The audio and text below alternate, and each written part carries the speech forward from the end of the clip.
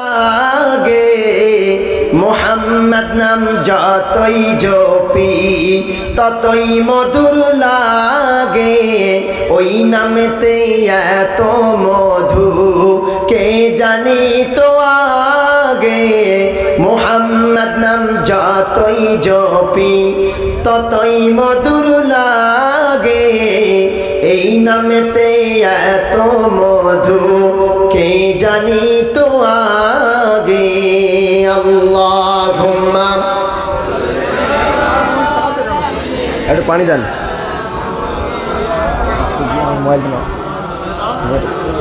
সরিয়ে দাও। কই ঠিক আছে, আচ্ছা ঠিক আছে, পানি আসছে। এবারে দ্বিতীয় নম্বর পয়েন্ট বলবো, নবী হতে গেলে কি আসা দরকার? ওহি আসতে হবে। কি আসতে হবে? ওহি। নবী হতে গেলে ওহি আসতে হবে।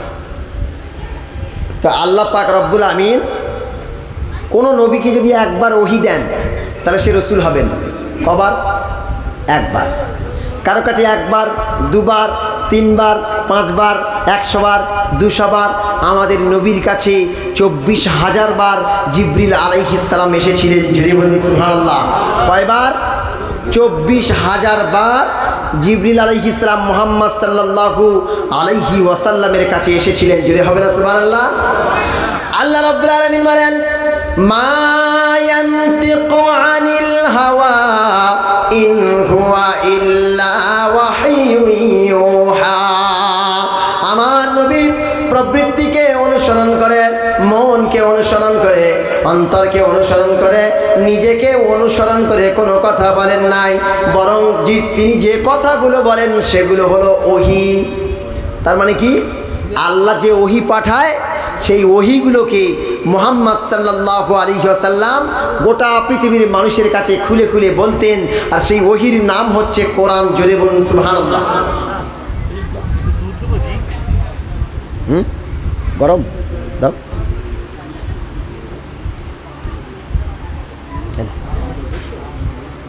তাহলে ওহি এসছে না মুহাম্মদ সাল্লাল্লাহু আলাইহি ওয়াসাল্লামের কাছে? জিবরিল আলাইহিস সালাম কবার এসছে? 24,000 বার। মুহাম্মদ সাল্লাল্লাহু আলাইহি ওয়াসাল্লাম বলছেন, যখন আমার উপরে ওহি নাজিল হতো তখন কি হতো জানো? আমি যখন উটের উপরে থাকতাম, ওই উটের উপরে থাকা অবস্থায় যদি ওহি নাজিল হতো তাহলে উট কি হতো? উট চেপে একদম মানে জমিনের উপরে বসে পড়তো।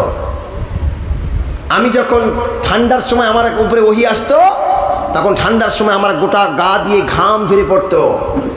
যখন আমি আম্মাজি আয়েশা রাদিয়াল্লাহু তাআলা আনহার ঘরে থাকতাম তখনও ওহি নাজিল হতো। এক সাহাবীর উরুর উপরে মাথা দিয়ে রাসূল সাল্লাল্লাহু আলাইহি ওয়াসাল্লাম ঘুমাচ্ছিলেন। কার? সাহাবীর উরুর উপরে মাথা দিয়ে মুহাম্মদ সাল্লাল্লাহু আলাইহি ওয়াসাল্লাম ঘুমাচ্ছিলেন। হঠাৎ করে ওহি নাজিল হচ্ছে। ওহি যখন নাজিল হচ্ছিল তখন সাহাবী মনে মনে করছিল যে আমার উরুটা মনে হয় ভেঙে যাবে, আমার হাড্ডি মনে হয় ভেঙে যাবে, আমার হাড্ডি মনে হয় চৌচির হয়ে যাবে। তার মানে মুহাম্মদ সাল্লাল্লাহু আলাইহি ওয়াসাল্লামের উপরে যখন ওহি নাজিল হতো তখন পৃথিবীর সবচাইতে গুরু গম্ভীর গুরু ভার মুহাম্মদ সাল্লাল্লাহু আলাইহি ওয়াসাল্লামের উপরে এসে পড়তো। জোরে বলুন সুবহানাল্লাহ। এই ওহি যে সে গ্রহণ করতে পারবে না। ওহি শুধু মুহাম্মদ সাল্লাল্লাহু আলাইহি ওয়াসাল্লাম গ্রহণ করেছে, আর কেউ ওহি গ্রহণ করতে পারবে না। কারণ এই ওহি এমন, যদি পাহাড়ের উপরে দেওয়া হয় পাহাড় ভেঙে যাবে। আল্লাহ রাব্বুল আলামিন বলেন, লাউ আনজালনা হাযাল কুরআনা আলা জাবালিন লারাআইতাহু খাশিআম মুতাসাদ্দিআম মিন খাশিয়াতিল্লাহ। আল্লাহ বলছেন, শোনো, লাউ আনজালনা হাযাল কুরআন, এই কোরআন যদি আমি নাজিল করতাম আলা জাবালিন, কোনো পাহাড়ের উপরে, লারাআইতাহু খাশিয়াম মুতাসাদ্দিয়াম মিন খাশিয়াতিল্লাহ, আল্লাহর ভয়ে আর এই ওহির গুরু গম্ভীর দেখে, ভারী দেখে, বড় বড় মাউন্ট এভারেস্ট পাহাড়, বড় বড় কাঞ্চনজঙ্ঘা, কেটু, এই সব পাহাড়গুলো ভেঙে চুরমার হয়ে যেত। জোরে বলুন সুবহানাল্লাহ। তাহলে এই ওহি আসতে হবে একজন নবীর উপরে। তাহলে কটা হলো? দুটো। 3 নম্বর কি বললাম? হ্যাঁ জোরে বলেন। মুজিজা। প্রথমে বলবো মুজিজা কাকে বলে। মুজিজা বলা হয় যে যুগে যে জিনিসের প্রভাব বেশি, সেই যুগে সেই জিনিসের প্রভাবকে নষ্ট করে দেয় যে জিনিস, তার নাম কি? মুজিজা। যেমন একটা উদাহরণ দিই, হযরতে মুসা আলাইহিস সালামের সময় ছিল জাদু। কি ছিল? জাদু। ফেরাউন বলল, যাও সবাই গিয়ে মুসার সামনে জাদু ফেলো। তারা ছোট ছোট সাপ ফেললো। আল্লাহ হুকুম করলেন, ও মুসা এইবার তোমার খেলটা শুরু করো। ও মুসা তোমার হাতে যে লাঠিটা আছে ফেলে দাও। সঙ্গে সঙ্গে মুসা আলাইহিস সালাম লাঠি ফেললেন। লাঠি ফেলার সাথে সাথে তাদের সেই প্রভাবিত জিনিসগুলো, সেই জাদুগুলো, সাপগুলো সবটাই এই মুসা আলাইহিস সালামের বড় সাপ ওদেরকে গিলে ফেললো। জুড়ে বলুন সুবহানাল্লাহ। তখন ফেরাউন মনে মনে করলো, এ শুধু সাপ নয়, এ তো জাদুর বাপ রে বাবা। এ সাপ নয়, জাদুর বাপ। এইবার আল্লাহ পাক বলছেন, ও মুসা আবার তুমি ধরো, নবী হোক অলি হোক আর যেই হোক, সাপ দেখলে সবাই ভয় পায় না? তা মুসা আলাইহিস সালাম ভয় পেয়েছেন। আল্লাহ বলছেন, ওলা তাখাফ, ভয় পেও না, আমি ওটাকে পূর্বে আবার ফিরিয়ে লাঠি বানিয়ে দেবো। জোরে বলবেন না সুবহানাল্লাহ। তাহলে যে যুগে যে জিনিসের প্রভাব বেশি, সেই প্রভাবিত জিনিসের উপরে প্রভাব বিস্তার করতে পারে এমন জিনিসের নাম হচ্ছে মুজিজা। জোরে বলুন সুবহানাল্লাহ। সকল নবী রাসূল মুজিজা নিয়ে চলে গেলেন। সব নবীরা তাদের মুজিজাগুলো নিয়ে চলে গেলেন। মুসা আলাইহিস সালাম যখন চলে গেলেন, আর লাঠি কোনোদিন কাজ করবে না। হযরত ইব্রাহিম আলাইহিস সালাম চলে গেলেন। ইব্রাহিম আলাইহিস সালামের কোনো মুজিজার কাজ করে না। হযরত আপনার কিনা দাউদ আলাইহিস সালাম, তিনি যদি লোহায় হাত দিতেন তাহলে লোহা গলে পানি হয়ে যেত। দাউদ আলাইহিস সালাম চলে গেলেন, আর ওই লোহা গলানো কোনো মুজিজা নাই। হযরত ঈসা আলাইহিস সালামের মুজিজা ছিল, তিনি যদি কুষ্ঠ আর জন্মান্ধ রোগীর মুখে আর গায়ে হাত বুলিয়ে দেয়, সঙ্গে সঙ্গে আল্লাহ রাব্বুল আমিন ভালো করে দেয়।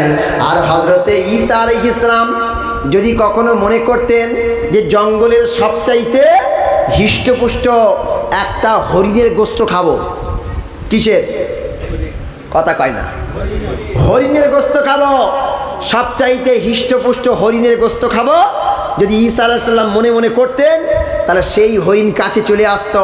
আসার পরে তাকে জবাহ করত, করে ভালো করে রান্না করে খেয়ে ওই হাড়গুলোকে এক জায়গায় রেখে দিয়ে আর আল্লাহর হুকুমে বলতো, কুম বিইজনিল্লাহ, আল্লাহর হুকুমে তুই জেন্দা হয়ে যা। সঙ্গে সঙ্গে সেই আপনার কিনা হরিণ জেন্দা হয়ে জঙ্গলে চলে যেত। জুড়ে বলুন সুবহানাল্লাহ। কি গো, অনেকে তো অনেক ওলির ব্যাপারে অনেক কথা বলে। বলছে জানো আমার ওলি তো ওই সাগরের উপর দিয়ে হেঁটে যাচ্ছিল। আমি কোনো ওলির কথা বলছি, একটা নবীর কথা বলছি। নবী ঈসা আলাইহিস সালাম যদি কোনো একটা কাদার পাখি তৈরি করে আর ফুঁক দিতেন আর বলতেন কুম বিইজনিল্লাহ, আল্লাহর হুকুমে উড়ে যা, সঙ্গে সঙ্গে সে উড়ে চলে যেত। জুড়ে বলুন সুবহানাল্লাহ। তাই ঈসা আলাইহিস সালাম চলে গেছেন, তার মুজিজা নিয়ে চলে গেছেন। ইব্রাহিম আলাইহিস সালাম চলে গেছেন, তার মুজিজা নিয়ে চলে গেছেন। দাউদ আলাইহিস সালাম চলে গেছেন, তার মুজিজা নিয়ে চলে গেছেন। আপনার কিনা ইসমাইল আলাইহিস সালাম চলে গেছেন, তার মুজিজা নিয়ে চলে গেছেন। কিন্তু আমাদের নবী চলে গেছেন, তার মুজিজা রেখে গেছেন, তার নাম কোরআন। জুড়ে বলুন সুবহানাল্লাহ। তাহলে সকল নবী মুজিজা নিয়ে চলে গেছে, সকল নবী মুজিজা নিয়ে চলে গেছে। তারা যাওয়ার পরে আর সেগুলো কাজ করে না। কিন্তু মুহাম্মদ সাল্লাল্লাহু আলাইহি ওয়াসাল্লামের উপরে নাজিল হওয়া কোরআন, এটা পৃথিবীর সবচেয়ে শ্রেষ্ঠ মুজিজা। মুহাম্মদ সাল্লাল্লাহু আলাইহি ওয়াসাল্লাম চলে গেছেন, তারপরে কি কোরআন আর কোনো মুজিজা দেখায় না? হ্যাঁ, একটা উদাহরণ দাও দেখি, কোরআনের মুজিজার একটা উদাহরণ দাও দেখি। হ্যাঁ, কোরআনের সবচেয়ে বড় মুজিজা হচ্ছে এই কোরআন পৃথিবী থেকে কোনোদিন শেষ হবে না। জোরে বলুন সুবহানাল্লাহ। আল্লাহ বলছেন, ইন্না নাহনু নাযালনা যিকরা ওয়া ইন্না লাহু লাহাফিজুন। এই কোরআন কোনোদিন লয় হবে না, ক্ষয় হবে না, শেষ হবে না, পুড়বে না, ধ্বংস হবে না। আমি আল্লাহ এই কোরআনকে মুজিজা স্বরূপ কিয়ামত পর্যন্ত রেখে দেবো। জোরে বলুন সুবহানাল্লাহ। এই কোরআনের দ্বিতীয় মুজিজা হলো এই কোরআনের বিসমিল্লাহ থেকে নিয়ে আর নাস পর্যন্ত, এর মাঝখানে এর ভিতরে যতগুলো শব্দ আছে, বাক্য আছে, আয়াত আছে, এর ভিতরে একটাও কোনো ভুল নাই। জোরে বলুন সুবহানাল্লাহ। শুধু তাই নয়, এই কোরআনের মুজিজা হলো পৃথিবীর সকল মানুষ তাদের ধর্মগ্রন্থ মুখস্থ করতে পারে নাই, কিন্তু একমাত্র শুধুমাত্র কেবলমাত্র অনলি ওয়ান কিতাব আছে, তার নাম হলো কোরআন। এই কোরআনকে মুখস্থ করেছে প্রায় 3 কোটির থেকেও বেশি মানুষ। জোরে বলুন সুবহানাল্লাহ। এটা হচ্ছে কোরআনের মুজিজা। কোরআনের কি মুজিজা। এরপরও একটা বাস্তব মুজিজা বলবো। কি বলবো? বাস্তব মুজিজা হলো এই কোরআন মানুষকে হেদায়েতের জায়গা দেখাতে পারে। এই কোরআন মানুষকে হেদায়েতের জন্য আল্লাহ পাঠিয়েছিল। এই কোরআন হেদায়েতের কথা বলতে পারে। ডক্টর মরিস বুকাইল নাম শুনেছেন? ডক্টর মরিস বুকাইল, মিশরের মমি স্পেশালিস্ট ডাক্তার, নাম মরিস বুকাইল। তিনি মমি গবেষণা করতেন। মমি মানে কি? আগের যুগের লাশ, সেগুলোকে তারা ওষুধ দিয়ে রেখে দিয়েছে, তাকে মমি বলে। যেমন আমাদের সবচেয়ে গ্রেট শয়তানের নাম কি? ফেরাউন। ফেরাউনের মমি আছে না? ওই ফেরাউনের মমি নিয়ে গবেষণা করছিল। গবেষণা করতে করতে ওই ফেরাউনের লাশের ভিতরে লবণের একটা মলিকিউল পেয়েছে, লবণের কণা। কি পেয়েছে? লবণের কণা। এই লবণের কণা পেয়ে সে ভাবলো, কি ব্যাপার রে, এ মরেছে কি করে? ফেরাউন মরলো কি করে? সে গবেষণা করতে করতে করতে করতে কোরআনের ভিতরে গিয়ে দেখছে আল ইয়াউমা নুনাজ্জিকা বিবাদানিক। আল্লাহ কোরআনের মধ্যে বলেছেন, এই বাটপা, তোরে মারবো। এই ফেরাউন, তোরে মারবো, তবে মারার পরে তোকে কোনো জলচর প্রাণী খাবে না, তোর কোনো স্থলচর প্রাণী খাবে না, তোর গায়ে কোনো পচন ধরবে না, তোর গায়ে কোনো পোকা লাগবে না, কোনো প্রাণীর খাদ্য তুই হবি না, দুনিয়ার কোনো জিনিস তোকে ছুঁইবে না, খাবে না, তোকে আমি শুটকি বানিয়ে রেখে দেব, যাতে করে তোর মতো স্বৈরাচারেরা, তোর মতো শয়তানেরা, তোর মতো বাটপারেরা এই পৃথিবীতে যুগে যুগে কালে কালে আসবে আর তোর দেখে শিক্ষা নিতে পারে। জোরে বলুন সুবহানাল্লাহ। তারা সব গ্রন্থ ঘাঁটলো। গ্রন্থ ঘাঁটার পরে এই তথ্য পেল না। ডক্টর মরিস বুকাইল কোরআনের ভিতরে ওই তথ্য পেয়ে গেলেন। আর পেয়ে যাওয়ার পরে তিনি আগে ভাবতেন যে আমি প্রত্যেকটা গ্রন্থের তো ভুল ধরেছি, আজকের কোরআনের ভুল ধরব। কোরআনের ভুল ধরতে গিয়ে কোরআনের কাছে মাথা নত করে দিয়ে আল্লাহর উপরে ঈমান আনলো এবং মুসলমান হয়ে গেল। এটা কোরআনের একটা মুজিজা। জোরে বলুন সুবহানাল্লাহ। আর একবার জোরে বলবেন না? শুধু তাই নয়, একটা কোরআনের একটা কনফারেন্স হয়েছিল। কি কনফারেন্স? কোরআন তেলাওয়াতের কনফারেন্স। সেখানে প্রত্যেক গ্রন্থ গিয়েছিল। মুসলমানদের কি? কোরআন গিয়েছে, খ্রিস্টানদের বাইবেল গিয়েছে, হিন্দু ভাইদের বেদ গিয়েছে, তারপরে ওদিকে রামায়ণ, মহাভারত, জিন্দাবেস্তা, ত্রিপিটক, গ্রন্থ সাহেব, বিভিন্ন ধর্মগ্রন্থ গিয়েছে। পড়তে হবে ক মিনিট? 10 মিনিট। ক মিনিট? 10 মিনিট। 10 মিনিট করে পড়তে হবে প্রত্যেক গ্রন্থ থেকে। এটা একটা বিশাল বড় প্রতিযোগিতা, আন্তর্জাতিক মানের প্রতিযোগিতা। তো বেদ পড়া হলো। ওং নমস্তুতি সর্বভূতে নমস্তস্যৈ নমঃ, ওং শিবায় নমঃ, ওং ওং ওং। 10 মিনিট হয়ে গেছে। হওয়ার পরে বেদ চলে গেল। এরপরে আসলো বাইবেল। বাইবেল 10 মিনিট পরে চলে গেল। এরপর আসলো গীতা, রামায়ণ, মহাভারত, জিন্দাবেস্তা, ত্রিপিটক, গ্রন্থ সাহেব। প্রত্যেক গ্রন্থ 10 মিনিট করে পড়ে চলে গেল। এরপরে আসলো কোরআন। কোরআনের তেলাওয়াত করতে গিয়েছে, নাম কি? আব্দুল বাসিত ইবনে আব্দুস সামাদ। যখন কোরআনের তেলাওয়াত করতে গিয়েছে, তিনি সেখানে প্রথমে তেলাওয়াত শুরু করলেন, সূরা ফাতিহা তেলাওয়াত শুরু করলেন। 13 মিনিট হয়ে গিয়েছে। জোরে বলুন সুবহানাল্লাহ। তিনি তার যত সুরের ঝংকার ছিল, সুর ছিল, তাল ছিল, লয় ছিল, তার যত গোলায় আল্লাহ আওয়াজ দিয়েছিল, সবটা উজাড় করে তেলাওয়াত করতে শুরু করলো। তেলাওয়াত যখন করতেছিলেন, করতে করতে করতে করতে 13 মিনিটে সূরা ফাতিহা শেষ হলো। তারপরে আবার কি করলেন? কোরআনের সবচাইতে সুন্দর আয়াত সূরা রহমান তেলাওয়াত করতে শুরু করলো। তেলাওয়াত করতে করতে করতে করতে পুরো সূরা রহমানটা শেষ করে দিল। 40 মিনিট হয়ে গেল। এরপরেও যে ব্যক্তি বিচারক ছিল, সে লাল বাটন চাপ দেয় না। এখানে 40 মিনিট পার হয়ে গিয়েছে। আরেকজন এসে বলল, এই বিচারক, কি হলো? সবাইকে 10 মিনিট করে দিয়েছ, কিন্তু কোরআনকে কেন 40 মিনিট দিয়েছ? 40 মিনিট কেন দিলে? প্রত্যেকে 10 মিনিট করে দিয়েছ, লাল বাটন চেপেছ, নেমে গেছে। কোরআনকে অতিরিক্ত 30 মিনিট কেন দিলে? তখন এই বিচারকের আবার মামলা হয়। মামলা হওয়ার পরে উকিলরা তার ব্যাপারে কথা বলছে। তখন হাকিমের কাছে বলল যে আমার একটা হাম্বল কোশ্চেন আছে, আমার একটা বিনয়ের প্রশ্ন আছে, যে শোনেন, যদি কেউ মেডিকেলি যদি কি বলে ব্রেনের দিক থেকে যদি ফিট না হয় তাকে কি বিচার করা হয়? তা বলছে না, বলছে আমি যখন বেদ পড়ছিল 10 মিনিট টাইম দিয়েছি, বাইবেলের 10 মিনিট, রামায়ণের 10 মিনিট, মহাভারতের 10 মিনিট, জেন্দাবেস্তার 10 মিনিট, ত্রিপিটকের 10 মিনিট, সকল গ্রন্থের 10 মিনিট দিলাম, কিন্তু কোরআনের কেন 10 মিনিট দিলাম না? মনে রাখবেন সেই সময় আমার ব্রেন ঠিক ছিল না। যখন ওই আব্দুস সামাদ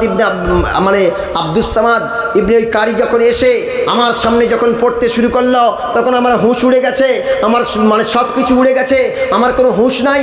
তখন আমি শুধু তেলাওয়াত শুনে যাচ্ছি, শুনতে শুনতে 40 মিনিট পার হয়ে গেছে, কখন আমার হুঁশ নাই।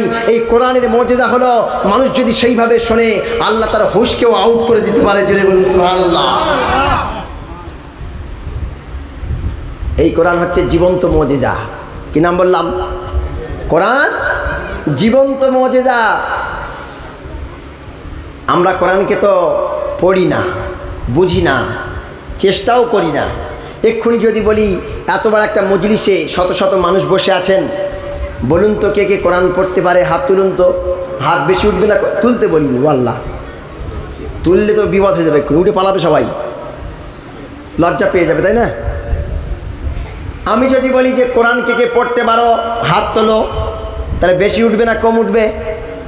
কম উঠবে। যদি বলি সহিভাবে তেলাওয়াত করতে পারো, কজন হাত তোলো? আরও বেশি উঠবে না কম উঠবে? কম উঠবে। যদি বলি কে কে মানে বুঝতে পারো হাত তোলো, উঠবে না? উঠবে না? একাধটা উঠতে পারে। যদি বলি তাফসির বুঝে, মানে বুঝে, প্রেক্ষাপট বুঝে কে কোরআন পড়তে পারো, বুঝতে পারো, হাত তোলো, তাহলে কি হাত উঠবে? কথা কয় না। কোরআন হলো পৃথিবীর শ্রেষ্ঠ মুজিজা। শেষ নবীর উম্মতের উপরে এসেছে, শেষ নবীর উপরে নাজিল হয়েছে, অথচ সেই জাতি কোরআন পড়তে পারি না, সেই জাতি কোরআন বুঝতে পারি না, সেই জাতি আল্লাহর ভাষা বুঝি না, আল্লাহ কি দিল বুঝি না। আল্লাহ 23 বছর ধরে এত কষ্ট করে নবীর উপরে কোরআন নাজিল করে কি পাঠালো, এটাও একবারও আমার পড়ারও সুযোগ হলো না। তাহলে এই কোরআন হচ্ছে শ্রেষ্ঠ মুজিজা। এই কোরআন কোনোদিন ধ্বংস হবে না, নষ্ট হবে না। বাংলাদেশের একজন হিন্দু কবি আছে, নাম শুনেছেন? নকুল কুমার। বাংলাদেশের একজন গায়ক আছে, নাম নকুল কুমার। কি নাম বললাম? নকুল কুমার। সে এত সুন্দর করে লিখেছে, যদি আগুন লেগে ধ্বংস হয়ে যায় পৃথিবীর সব বইয়ের দোকান, তবু বিশ্ব থেকে হারাবে না পবিত্র কোরআন। কি গো, একজন হিন্দু সে লিখছে, যদি আগুন লেগে ধ্বংস হয়ে যায় পৃথিবীর সব বইয়ের দোকান, তবু এ বিশ্ব থেকে হারাবে না পবিত্র কোরআন। জোরে বলবেন না সুবহানাল্লাহ। বলছে কেমন করে করবে ধ্বংস আগুনেরই তেজ, গোটা বিশ্বে ছড়ানো আছে কোরআনের হাফেজ। বলছে কেমন করে ধ্বংস করবে? এই কোরআনকে ধ্বংস করবে কি করে? কি করে নষ্ট করবে? মোদি যদি বলে ভারতবর্ষে কোরআন ব্যান্ড করা হলো, এই কোরআনগুলোকে নিয়ে সব পুড়িয়ে দাও, জ্বালিয়ে দাও, শেষ করে দাও, নষ্ট করে দাও, ধ্বংস করে দাও, তারপরেও কি কোরআন শেষ করতে পারবে? মোদি কেন, মোদির বাপ কেন, মোদির 14 গোষ্ঠী আসলেও পারবে না। সুবহানাল্লাহ বলতে পারেন না? আর একবার জোরে বলতে পারেন না? কারণ কেমন করে করবে ধ্বংস আগুনেরই তেজ, গোটা বিশ্বে ছড়ানো আছে কোরআনের 3 কোটি হাফেজ। ক কোটি? প্রায় 3 কোটি হাফেজ। তো পৃথিবী সব বই শেষ করে দে, সব বই শেষ করে দে। একজন হাফেজকে ডাকবেন আর একজন মাওলানাকে ডাকবেন। হাফেজ শুধু বলবে আর মাওলানা শুধু লিখবে। 1 মিনিটের ভিতরে যদি এরকম 10,000 বসে, 6,666 আয়াত, প্রত্যেকের যদি বলা হয় তুমি শুধু একটা করে আয়াত লেখ, তাহলে 1 মিনিট লাগবে না? 1 মিনিট লাগবে না? তাহলে এই অমর গ্রন্থ কোরআন হচ্ছে অমর গ্রন্থ। এর কোনো দিন মৃত্যু নাই, এর কোনো দিন ধ্বংস নাই, এর কোনো দিন শেষ নাই, এর কোনো দিন লয় নাই, এর কোনো দিন নষ্ট নাই। কিয়ামত পর্যন্ত আল্লাহ এই কোরআনকে মানুষের হৃদয়ে রেখে দেবেন। জোরে বলুন সুবহানাল্লাহ। বলছে পাকিস্তানে বিমান দুর্ঘটনায় জিয়া মরল ভাই, সব পুড়ে ছাই হয়েছে, কোরআন পড়ে নাই। জোরে বলুন সুবহানাল্লাহ। বলছে বিমানের সব নষ্ট হয়ে গিয়েছে, সব ধ্বংস হয়ে গিয়েছে, ওই বিমানের ভিতরে থাকা একটা কোরআন শরীফ ওটা পড়ে নাই। জোরে বলুন সুবহানাল্লাহ। তাহলে পুড়িয়ে শেষ করা যায় না, পুঁতে শেষ করা যায় না, ধ্বংস করে দেওয়া যায় না, পানিতে ফেলে শেষ করা যায় না, ওকে মাটির নিচে রেখে দিয়ে শেষ করা যায় না। পৃথিবীতে যতদিন মানুষ নামক হাফেজ থাকবে, হাফেজ নামক মানুষ থাকবে, ততদিন এই পৃথিবীতে কোরআন থাকবে। যদি বলুন সুবহানাল্লাহ, তাই না? হ্যাঁ, তাহলে কটা হলো? নবী হওয়ার জন্য কটা শর্ত বলেছিলাম? 1 নম্বর কি? হ্যাঁ, জোরে বলে, উত্তম চরিত্র। 2 নম্বর কি বলেছিলাম? ওহি। ওহি মানে কি? আল্লাহ কোনো ফেরেশতাকে পাঠাবে কোনো বাণী দিয়ে। 3 নম্বর কি বলেছিলাম? মুজিজা। রসুলের সবচেয়ে বড় মুজিজার নাম কি? কোরআন। কি নাম? কোরআন। দ্বিতীয় মুজিজার নাম হচ্ছে মেয়ারাজ। কি বললাম? মেয়ারাজ। এই মেয়ারাজ অন্য কোনো নবীর হয় নাই। কার হয়েছে বলুন তো? আমাদের নবীর হয়েছে, মেয়ারাজ হয়েছে। অনেক কাফের, অনেক মুশরিকরা তারা বলে নবী আবার আকাশের উপরে চলে গেছে। আমাদের বৈজ্ঞানিকরা যেতে পারে নাই, আমাদের দার্শনিকরা যেতে পারে নাই, মহাকাশচারীরা যেতে পারে নাই, আর তোমাদের নবী মুহাম্মদ আকাশ ভেদ করে, ল অফ গ্র্যাভিটেশন পার করে আল্লাহর কাছে গিয়েছে। একটা ভুতুড়ে গল্প, কি করে সম্ভব? এটাকে বৈজ্ঞানিক ব্যাখ্যা দেবো একটু? আপনারা কি বৈজ্ঞানিক ব্যাখ্যা শুনবেন একটু? কেউ শুনবে না, শেষ করে দিচ্ছি। হ্যাঁ, শেষ করে দেবো? আচ্ছা, চলবে কে কে? হাত তোলেন তো। ওরে আল্লাহ, রাত কটা বাজে? 12:15।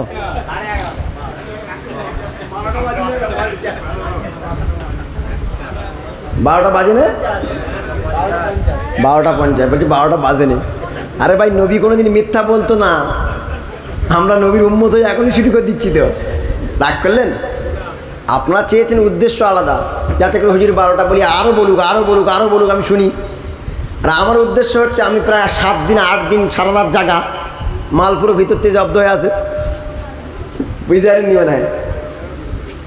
আচ্ছা, তবু আরেকটু আপনাদের রিকোয়েস্ট রাখবো। আপনারা আমাকে ভালোবেসেছেন বলেই তো তারপরে এই বছরে আবার নিয়ে এসছেন, তাই না? তাহলে এইবার খুব মনোযোগ দেন আমার দিকে।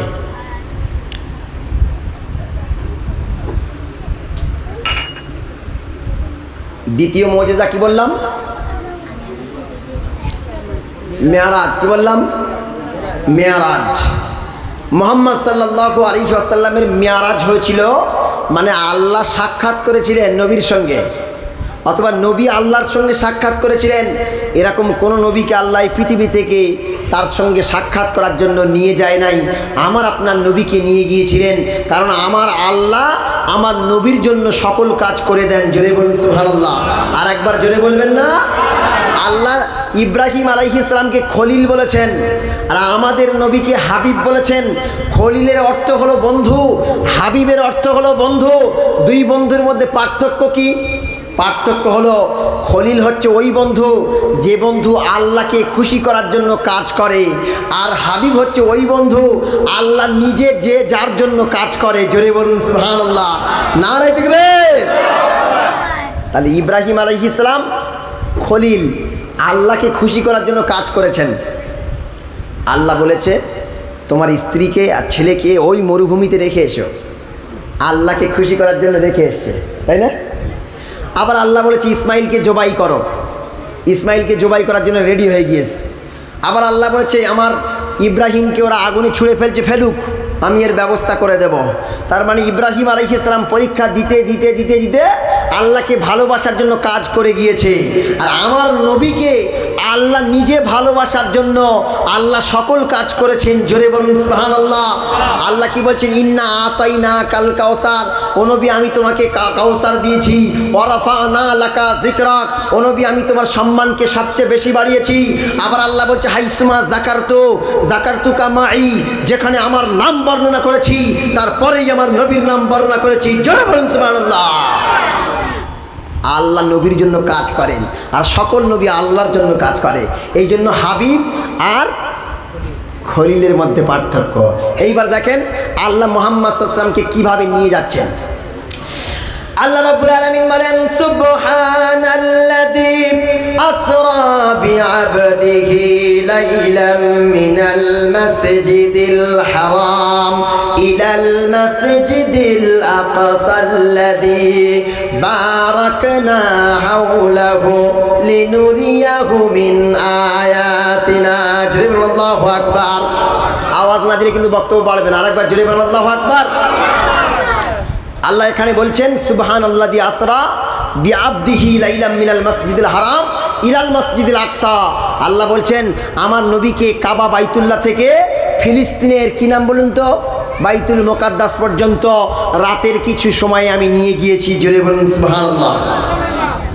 এখন কাফেররা প্রশ্ন করছে যে মক্কার কাবা বাইতুল্লাহ থেকে আর ফিলিস্তিনের বাইতুল মুকাদ্দাস তো কয়েক হাজার কিলোমিটার রাস্তা, আর সেই সময় তো ছিল সবচেয়ে দ্রুতগামী ঘোড়া।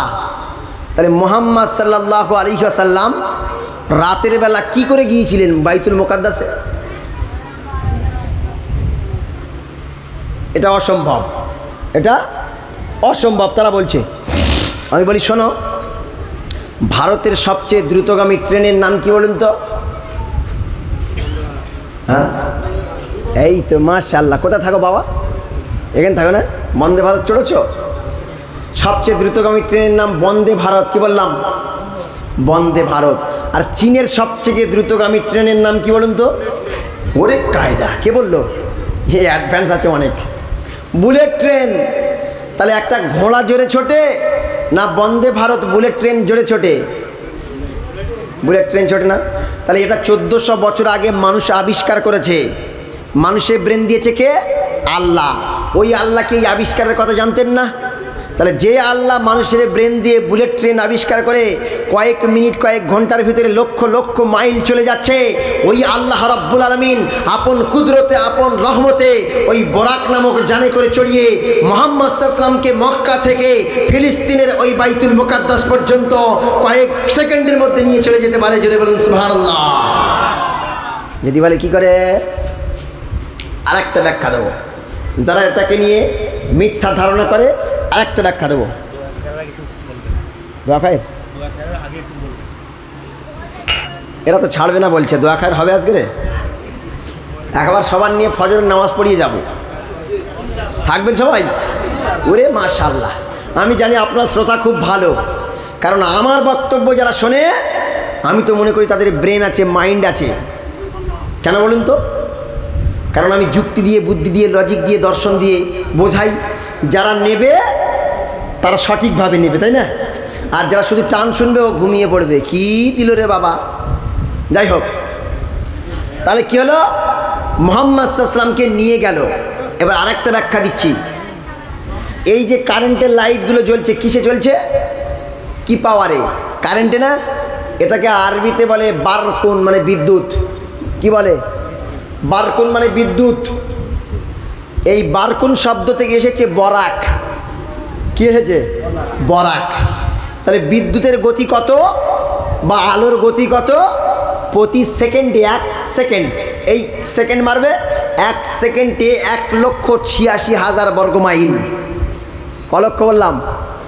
1,86,000 বর্গ মাইল 1 সেকেন্ডে যাবে আলো।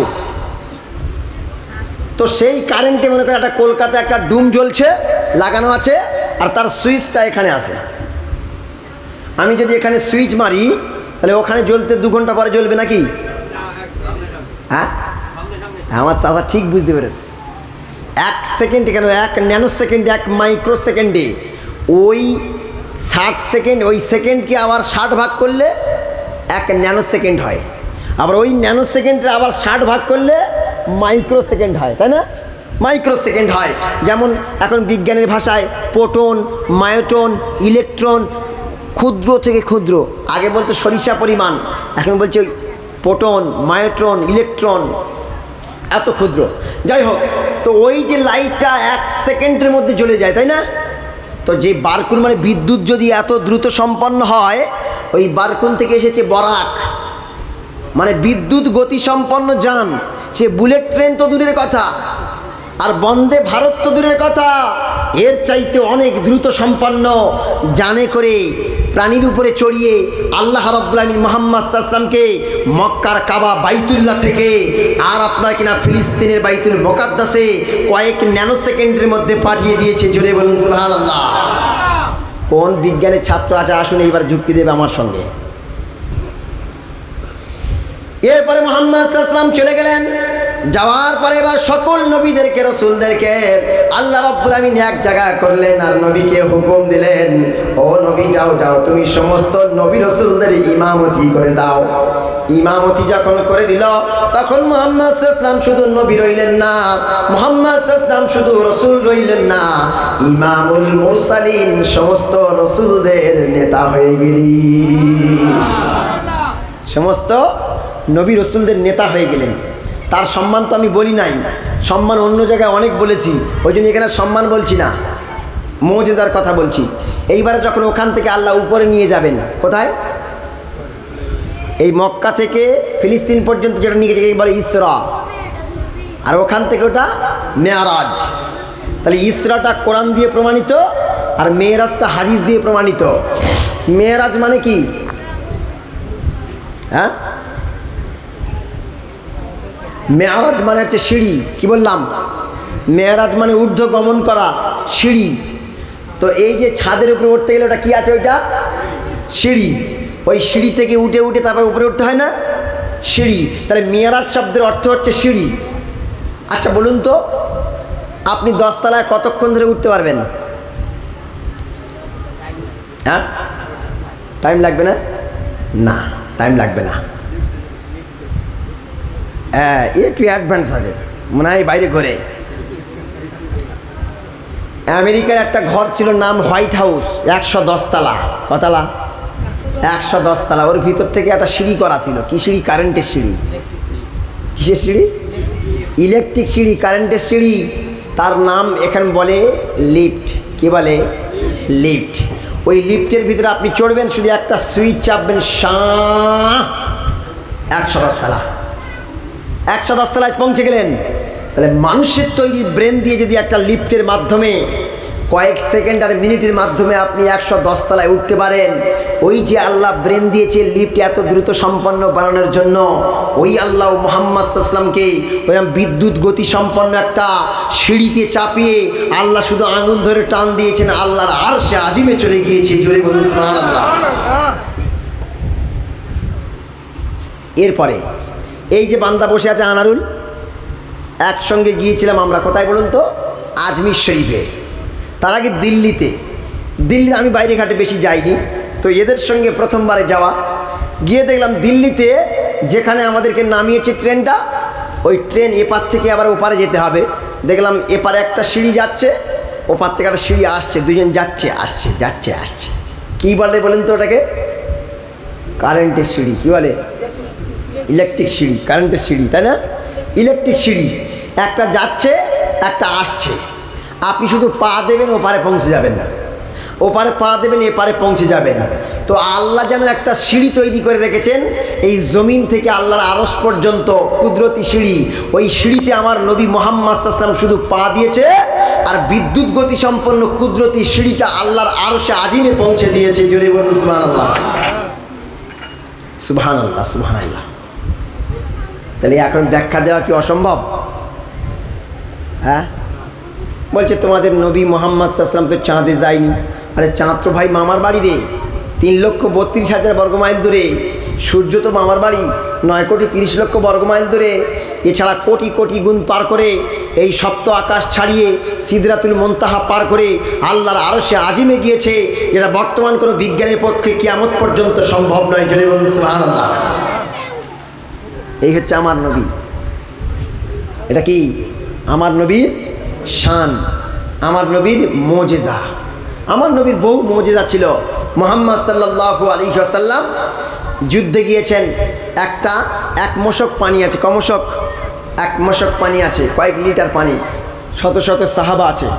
এই এক মশক পানিতে সবার খাওয়া গোসল করা হয়, অজু করা হয়? হয় না। তো সকল সাহাবি অজু করবেন। মুহাম্মদ সাল্লাল্লাহু আলাইহি ওয়াসাল্লাম বলছেন, শোনো সাহাবিরা, এসে সবাই অজু করে নাও। মুহাম্মদ সাল্লাল্লাহু আলাইহি ওয়াসাল্লাম তার আঙুলটা শুধু খালি ঢুকিয়ে দিয়েছে পানির ভিতরে, ওই পানিটা কিছু হয় নাই, ওই পানিটা চলমান পানি হয়ে গিয়েছে। যত সাহাবি ছিল সবাই অজু করে নিয়েছে, জোরে বলুন সুবহানাল্লাহ। শুধু তাই নয়, মুহাম্মদ সাল্লাল্লাহু আলাইহি ওয়াসাল্লাম এর মুজিজা শুনুন। মুহাম্মদ সাল্লাল্লাহু আলাইহি ওয়াসাল্লামের বাড়িতে মেহমান এসেছে, আসার কারণে মুহাম্মদ রাসূলুল্লাহ সাল্লাল্লাহু আলাইহি ওয়াসাল্লাম আয়েশাকে বলছে, আয়েশা রুটি বানাও, রুটি। তা খামি করেছে, রুটি বানিয়েছে, বানানোর পরে একটা খামি বাকি ছিল। মুহাম্মদ সাল্লাল্লাহু আলাইহি ওয়াসাল্লাম বলছেন, দাও আমি কাজ করে দিই, আমি রুটিটা বেলে দিই। মুহাম্মদ সাল্লাল্লাহু আলাইহি ওয়াসাল্লাম নিজে বেললেন, বেলার পরে মেহমানের কাছে চলে গেলেন। এবার আয়েশাকে বলছে, আয়েশা তুমি রুটিগুলো সেঁকো ভালো করে। হযরতে আয়েশা সব রুটিগুলো সেঁকলেন। সেঁকতে সেঁকতে অনেকটা সময় চলে যাচ্ছে। মুহাম্মদ সাল্লাল্লাহু আলাইহি ওয়াসাল্লাম মেহমানের কাছ থেকে এসে বলছে, আয়েশা রুটিগুলো কি সেঁকা হয়েছে নাকি? সঙ্গে সঙ্গে আয়েশা বলেন, ইয়া রাসূলুল্লাহ, ইয়া হাবিবাল্লাহ, সকল রুটিগুলো সেঁকা হয়ে গেছে, কিন্তু একটা রুটিতে কোনোভাবে আগুন লাগছে না, আগুন লাগছে না। হযরতে রাসূলুল্লাহ বলেন, ও আয়েশা শোনো শোনো, আমি নবী মুহাম্মদুর রাসূলুল্লাহ সাল্লাল্লাহু আলাইহি ওয়াসাল্লাম যে রুটির গায়ে হাত দিয়েছি, ওই রুটিতে দুনিয়ার আগুন কেন, জাহান্নামের আগুনও স্পর্শ করতে পারবে না।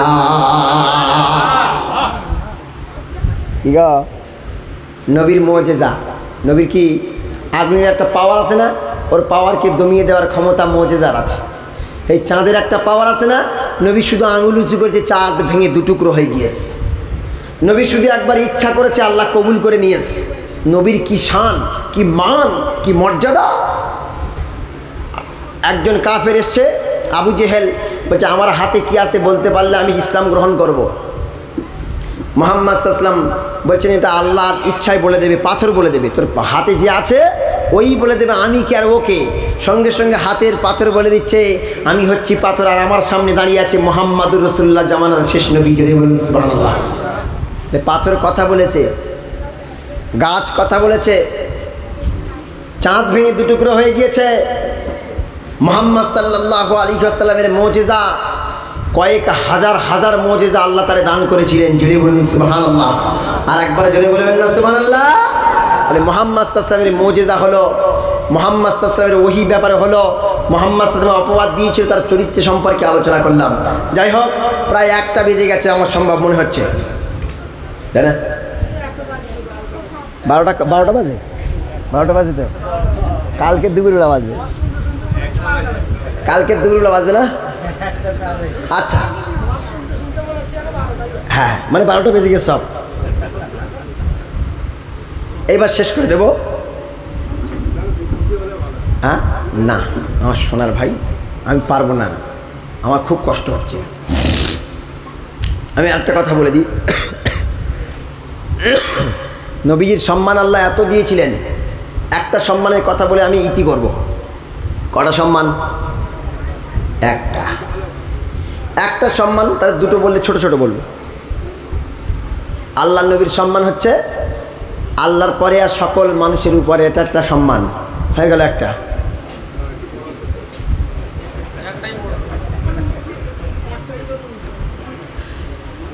মুহাম্মদ সাল্লাল্লাহু আলাইহি ওয়াসাল্লামের সম্মান কারে বলে, আমি আপনাকে একবার ছোট্ট করে বলি শোনেন।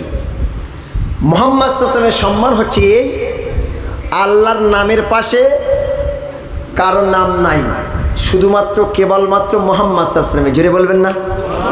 আর একবার জোরে হবে না? এ ভাইরা, ঘুম ছাড়ি একবার তাকবীর দান তো, নারায়ে তাকবীর, লিল্লাহি তাকবীর, মাশাআল্লাহ মাশাআল্লাহ। শোনেন, হাদিসে কুদসির ভিতরে এসেছে, হাইসু মা জাকারতুকা মাই, যেখানে আমি আল্লাহ আমার নামটা বর্ণনা করেছি, তার পাশে আমার রসুলের নামটাও বর্ণনা করে দিয়েছি। জোরে বলুন সুবহানাল্লাহ। কিভাবে? কোরআনের ভিতরে এসেছে আতিউল্লাহ ও আতিউর রসুল, যেখানে আল্লাহর ইতাআতের কথা বলেছে, পাশেই নবীর ইতাআতের কথা বলেছে। তারপরে অন্য জায়গায় এসেছে আল্লাহর প্রতি ঈমান আনো এবং রসুলের প্রতি ঈমান আনো, যেখানে আল্লাহর প্রতি ঈমান আনার কথা বলা হয়েছে, তার পাশেই নবীর প্রতি ঈমান আনার কথা বলা হয়েছে। ওখানে বলেছেন ইন্না নিশ্চয়ই আমি আল্লাহ আতাই নাকা তোমাকে দান করেছি হে নবী।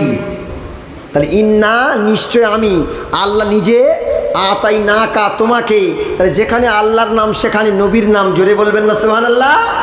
শুধু তাই নয়, আদম আলাইহিস সালামকে আল্লাহ যখন তৈরি করেছেন, তৈরি করার পরে আদম আলাইহিস সালাম জান্নাতের ভিতরে প্রবেশ করছে আর দেখছে জান্নাতের গেটের গায়ে লেখা, একদিকে লেখা লা ইলাহা ইল্লাল্লাহ আর অন্যদিকে মুহাম্মাদুর রাসূলুল্লাহ।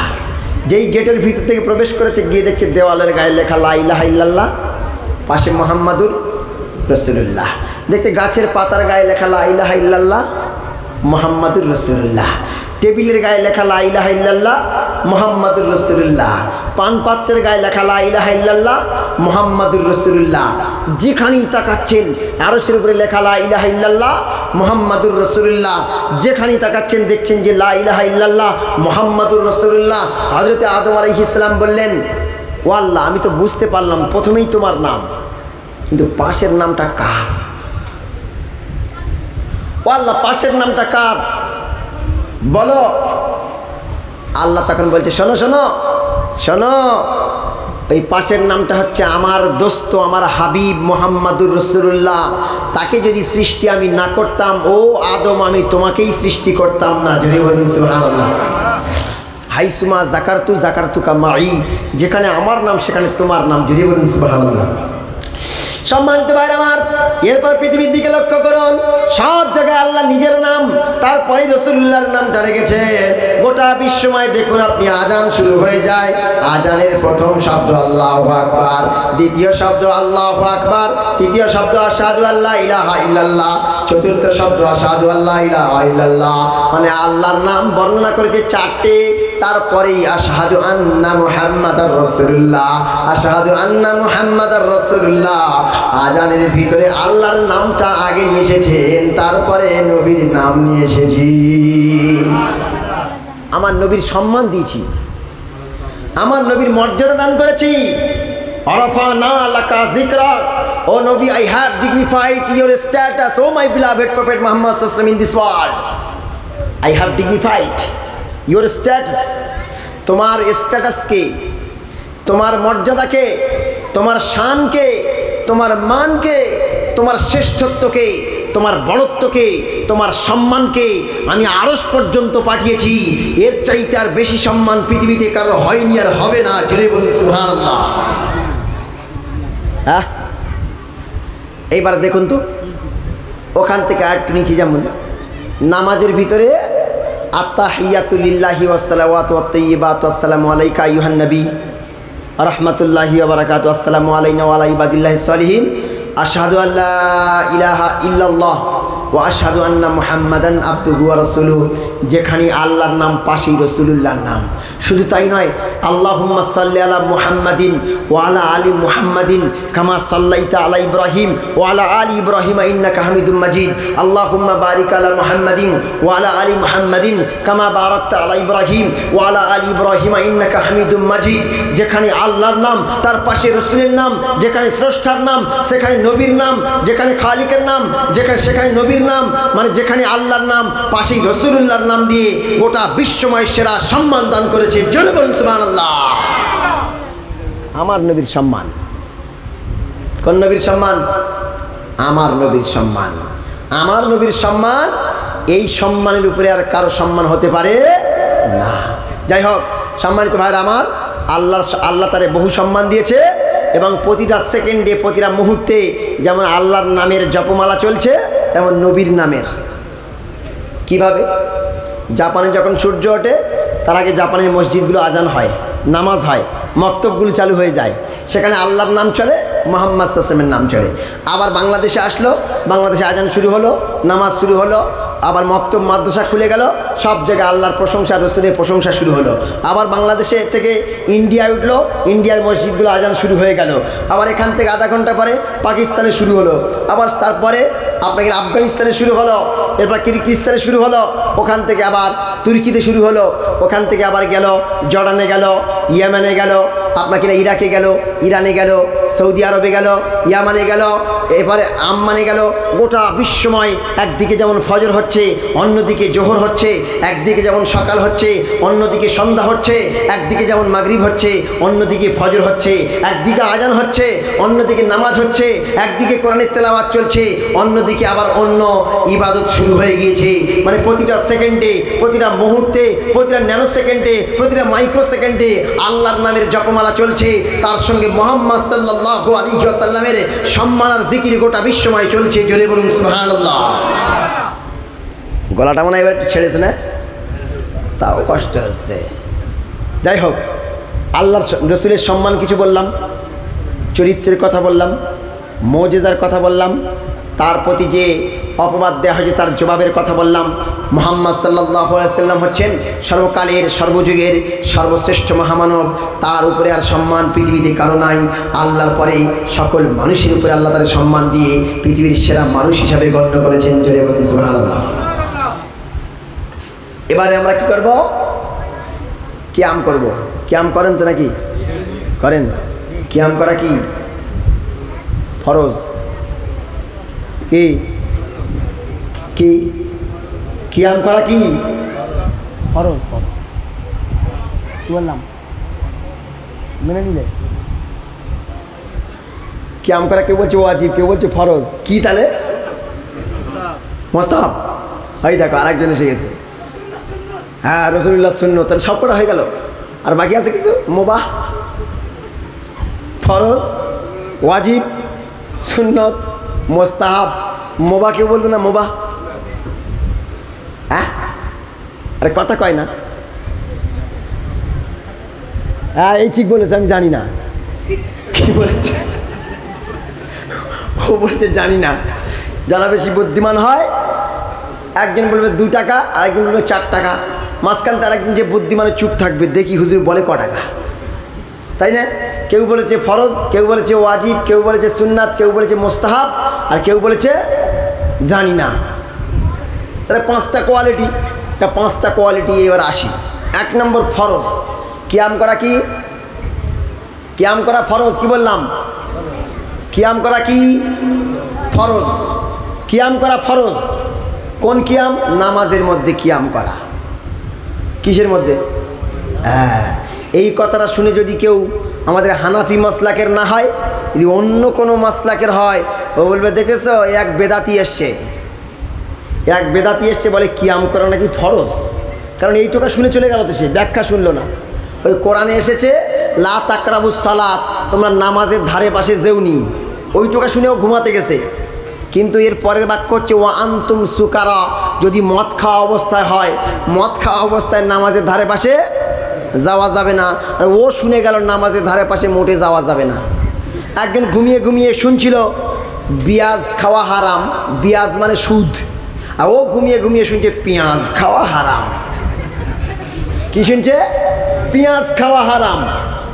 তাহলে ঘুমিয়ে শুনেছে পেঁয়াজ, বাড়ি গিয়ে বিবির মার শুরু করেছে। ইমরান আনোয়ার মুফতি সাহেব এসেছিল, ও বলে গেছে পেঁয়াজ খাওয়া হারাম, অথচ আমি বলে গেছি বিয়াজ খাওয়া হারাম।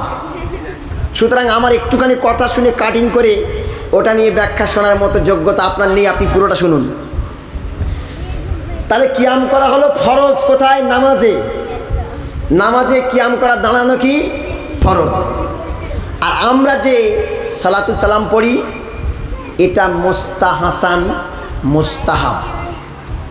করলে সওয়াব আছে, না করলে গুনাহ নেই। বন্ধ করো। করলে সওয়াব আছে, না করলে গুনাহ নেই। কি বললাম? করলে সওয়াব আছে, না করলে গুনাহ নেই। এর নাম মুস্তাহাব। আর সুন্নাত কাকে বলে? সুন্নাত মানে রসুল যেটা করেছেন এবং করতে বলেছেন, এর নাম কি? সুন্নাত। নফল কোনটা? অতিরিক্ত কোনো আমলকে নফল বলে। কি বলে? নফল বলে। ওয়াজিব কাকে বলে? ডাইরেক্ট কোরআন থেকে কোনো প্রমাণ আসেনি, হাদিস থেকে কোনো জরুরি কাজকে ওয়াজিব বলে। তাহলে ফরজ কাকে বলে? আল্লাহর জরুরি কাজ যেটা হুকুম দিয়েছে। 2 নম্বর হাদিস থেকে আসা জরুরি কাজ ওয়াজিব। সুন্নত রসুল যেটা করেছে সুন্নাত। মুস্তাহাব কোনটা? যেটা করলে সওয়াব আছে, না করলে গুনাহ নাই, যেমন কিয়াম। মুবাহ কাকে বলে? মুবাহ বেশি করে খাওয়া মুবাহ। কি বলে? মুবাহ হচ্ছে খেলে গুনাহও নেই, সওয়াবও নেই। কি বললাম? খেলে গুনাহ নেই, সওয়াবও নেই। কেউ খেয়ে কুম্ভকণ্ডুর মতো বসে আছে, আর পাচ্ছি না। হ্যাঁ, পেটের যন্ত্রণা কিন্তু দু রকমের। ক রকমের? আমি আরবিতে একটা কবিতা পড়েছিলাম যে ধনী আর ফকির, গনি আল ফকির, দুজনের দুই রকমের পেট ব্যথা। একজনের ক্ষুধার জ্বালায় পেট ব্যথা করছে, আর এক মাল বড় লোক, সে খেয়ে পেট ব্যথা করছে তার। তাহলে পেট ব্যথা দুই রকমের। কেউ না খাওয়ায় পেট ব্যথা করছে ফিলিস্তিনবাসীর, আর ঈদে মিলাদুন্নবী করে অনেকে খিচুড়ি আর বিরিয়ানি খেয়ে পেট ব্যথা করছে তার। তার দুটো পেট ব্যথা কি একই না আলাদা? আলাদা না। সুতরাং পুরোটা শুনতে হবে। কিয়াম করা হলো মোস্তাহাসান ফুরফুরার পীর আবু বকর সিদ্দিক রাহমাতুল্লাহি আলাই, তিনি কিয়াম করেছেন। এবং আপনার কিনা যিনি দেওবন্দ মাদ্রাসার কাশেম নানতুবি, তিনি কি করেছেন? কিয়াম করেছেন। এছাড়া আরও বড় বড় ব্যক্তিত্ব, খলিল আহমদ আম্বেদবি, তিনি কিয়াম করেছেন। তারপর আপনার কিনা আরও হাজি ইমদাদুল্লাহ মাহাজিরে মাক্কি, তিনি কিয়াম করেছেন। এবং তিনি প্রতি বছর বাড়িতে মিলাদ দিতেন এবং শেষে কিয়াম করতেন রসুলের মহাব্বতে। রসুলের মহাব্বতে কী করতেন? কিয়াম করতেন। তিনি সওয়াবের নিয়তে করতেন এবং সওয়াব হবে এটা বলেছেন। ওই জন্য আমরাও আকাবিরদের দিকে খেয়াল করে আমরাও কিয়াম করি। আমরা কাউকে জোর করি না যে কিয়াম করতেই হবে। কেউ যদি করে আলহামদুলিল্লাহ, না করলে কোনো সমস্যা নাই। যাই হোক, আমার প্রিয় ভাই কই? এবার দোয়া করব, কিয়াম করব। হ্যাঁ, ও ফরিদ ভাই,